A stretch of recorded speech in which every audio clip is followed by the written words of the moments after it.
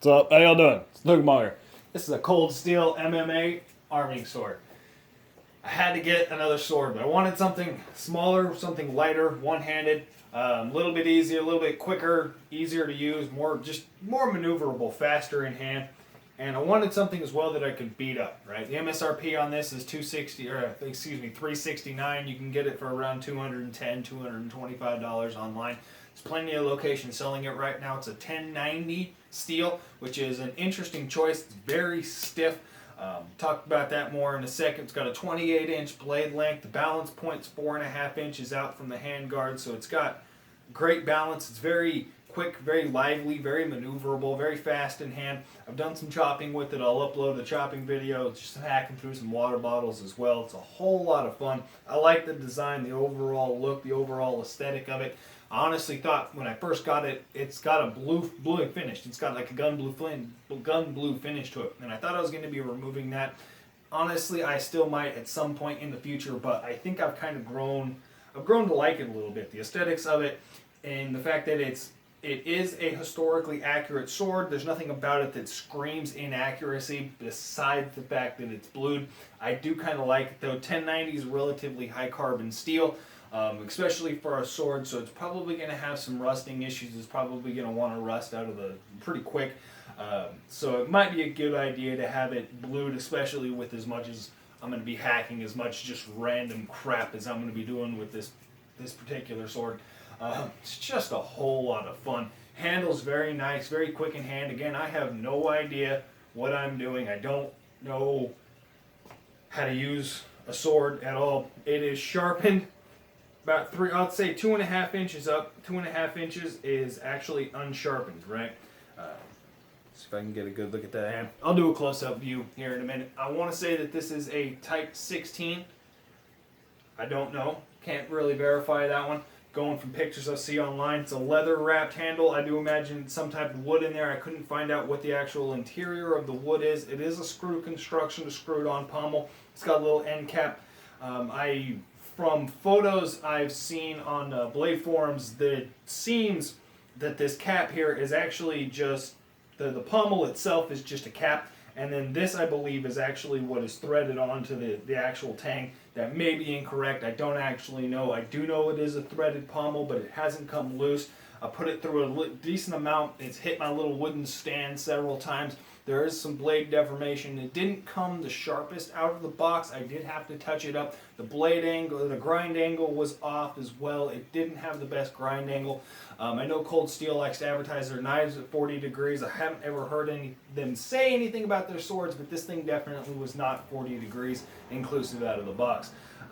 So I sharpened the edge that was there. At some point in the future, I may be reprofiling it. Just very fast, very fun. I can should give you a bend test here. You can see that it's a very stiff blade. It's very stiff, very rigid. Doesn't want to wobble a whole lot, but it's still got a good flex to it. I do imagine. Stop shaking now. If you guys can see how long this thing vibrates for. Get a better view. See it? It's got a fuller. About halfway down the blade, narrows down to a pretty decent point. I mean, it's a decently narrow, very stabby, very narrow point. Handles very well, penetrates through a water bottle like nothing. I mean, I can skin the top of like an inch off the top of a milk jug, just whap. And it's so much fun to use. Swords are a whole lot of fun. It's really just a big-ass knife. That's the way I look at it. And, I mean, the historical factor of it is there. I do find that very interesting. But this thing is just so much fun to go beating around with. Yeah, that's really all I got to say about this one. I'll give you a close-up view on it here. Knife guys out there, well, let me show you the sheath first. Actually get into that one here. Sheath is leather. It's got a steel throat, steel chap, which is the steel and steel. Straight leather sheath. There's no reinforcement on the sheath. However, the retention on it is excellent. I can't shake it out. I can sit here and do this for 10 minutes. It's not going to shake the blade loose. It does have excellent retention no matter which way I put it in. It's just a couple extra straps of leather that are actually on the interior here. It is kind of a bendy floppy, but it's finished very nice. It is some decent quality leather. I like the stitching. I do really like the aesthetics of the sheath overall. I think it looks really good, and it just fits really well in there. It gives a great protection, something to throw it in when it's in the back of the truck and you're going into the weeds to hack on some shit. Yeah. Next knife up for review, just thought I'd mention it. This is a cold steel Koboon. I couldn't figure out how to carry this thing. This thing is a pocket knife, as weird as that is. And this is a 746 mini onslaught from Benchmade. I've had this one for a while. I've been carrying it a lot recently. I think I'm going to be doing a review on it the next couple days. So if you're interested, keep watching.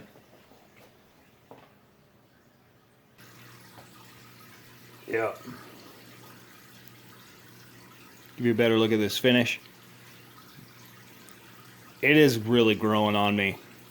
I intended to take it off, but it's growing on me. I like that black. I think it looks pretty good. It shows fingerprints like a mother right there. You see that? There's a little bit of accent on the guard. You can see the mating. One thing I don't actually like is the tang is, well, I don't know if it's a problem or not, but it's not mated very well. There's a little tiny bit of a gap actually between the guard and the blade itself, but the guard is rock solid on there. It's held on there really well. It's that cord wrapped, kind of wrapped handle. Blued finish on the pommel. There's a little bit of scarring there. You can see where they tightened it down. That wasn't me. It's wrapped here.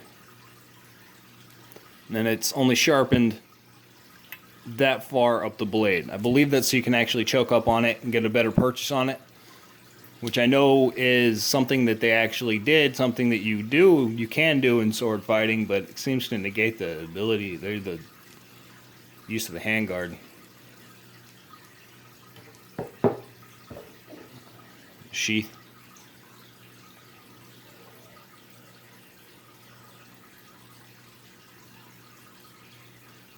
Some thick steel. That is not a piece of like just crappy steel. Well, it's high carbon steel.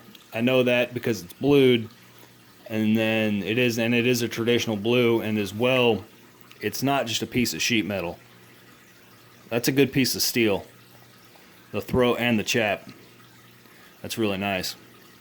And as well, you can see the way that it's done. Just the leather wrap, and then the actual retention that holds the blade in, is there's a couple extra pieces of leather that have been glued into place there. They're probably about 4 inches long. I know I'm not going to be able to show it down inside the sheath, but they're about 4 inches long. They go about that far down into the sheath, and that is actually what gives you that really tight fit.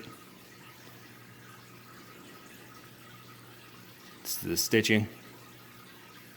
I really like the little accent lines that it's got going down front and the back. Let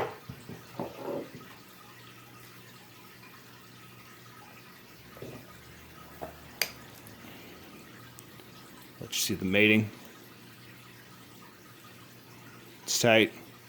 It does move around a little bit, but there's no risk of cutting through it because you've got steel up here and then steel down here with a rigid steel blade. So any torsional stress on the direction of the actual blade is just going to be cutting into the chap and the chap here and then the throat. So there's really no risk of actually cutting through the sheath itself. So it doesn't really matter.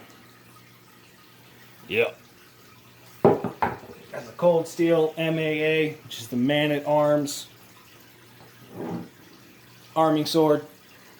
Y'all have a good one.